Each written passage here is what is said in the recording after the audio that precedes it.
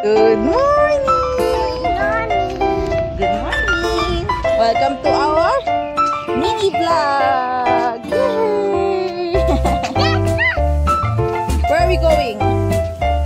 In the school! Today is Tuesday and now I will update you sa ating birthday! Ayan, yung short clip. Share ko lang sa inyo.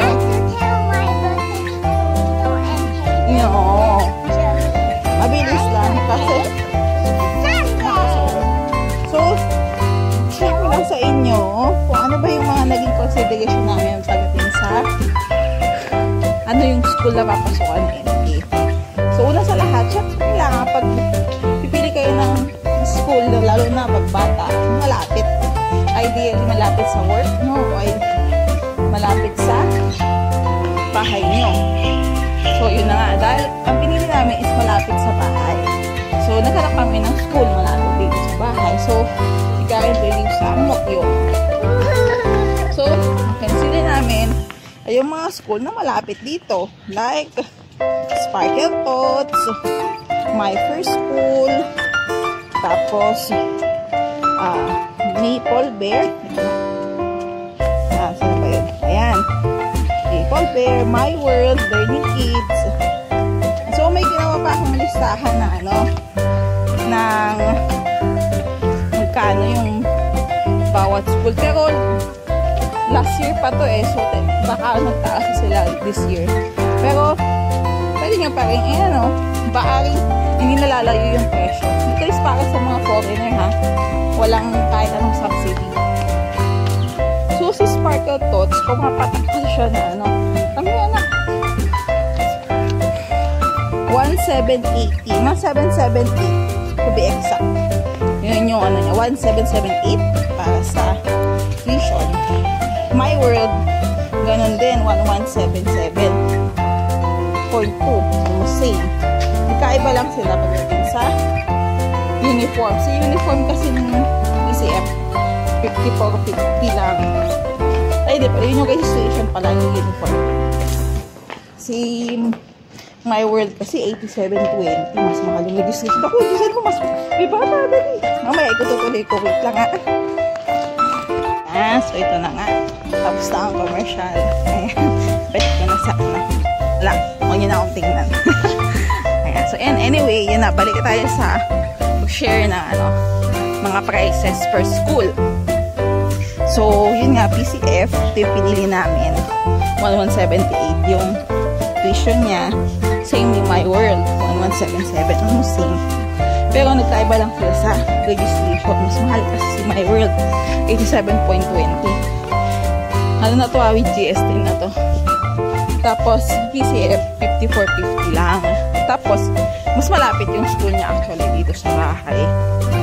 Yung uniform nila, si PCF, $20 per set lang. Tama ba? 20, matandaan kong set na nga ba yung t-shirt? Parang set na ata yun. Oops, may set yan. Ayan. Tapos, si My World, 25 SGD. Yung per set ng uniform niya. Pares naman sila na 1 teacher is to 8 packs yung ano, yung standard. Parang saan naman yung standard naman yung dito sa Singapore ata. Tapos nagtingin din kami ng iba pang school na medyo ano, posible din. Like, yung Learning Kids. Pero mas mahal kasi siya eh.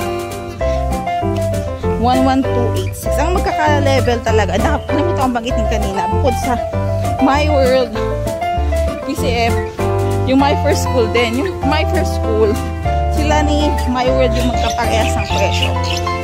Actually, parehas sila na 1,177, 11, tapos 87.20 yung registration fee. Parehas ano. Yan, tapos may mga insurance din, tapos uniform 4 sets. Hala, sakay muna ako guys. Bye-bye! Sorry guys, ang dami ng commercial. Ngayon nasa bus na lang ako. May hinaan ko ng konti yung boses.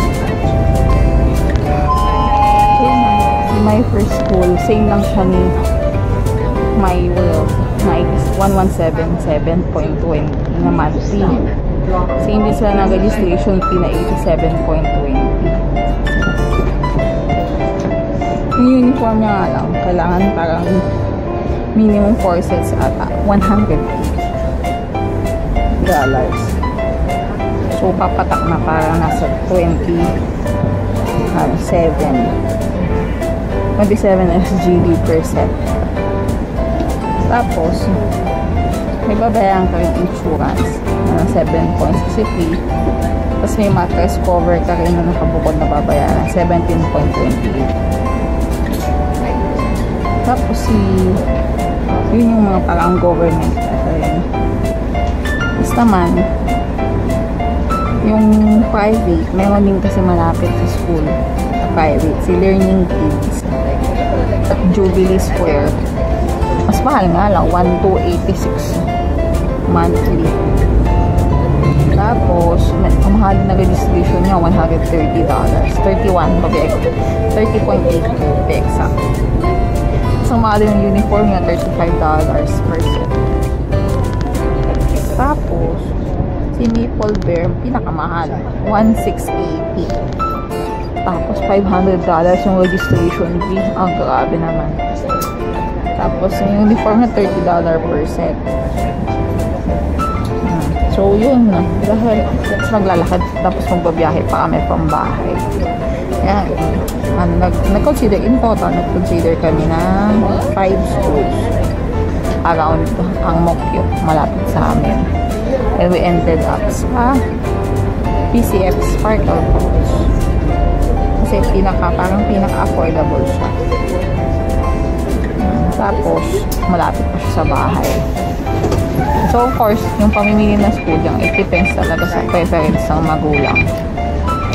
Lalo na sa nagsusundot naghahatid sa bata.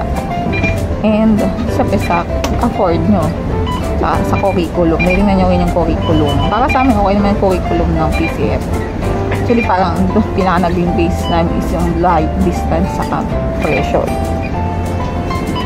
Pero sa iba kasi, sa mga private school, kaya mahal din sila. May mga silang mga special class. Musical, or other language.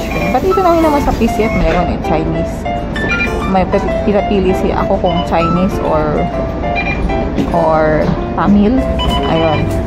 Ang pinili ko, Chinese. Siyempre, mas parang para sa akin, mas useful yung per LK. So, yun lang. Share lang sa inyo. Hopefully, nakatulong ng video na for your consideration. Anong school na gusto ipasok yung anak nyo dito sa Singapore. Kung sakaling naka-DP na siya or naka-student pass. Ayun lang. Bye-bye.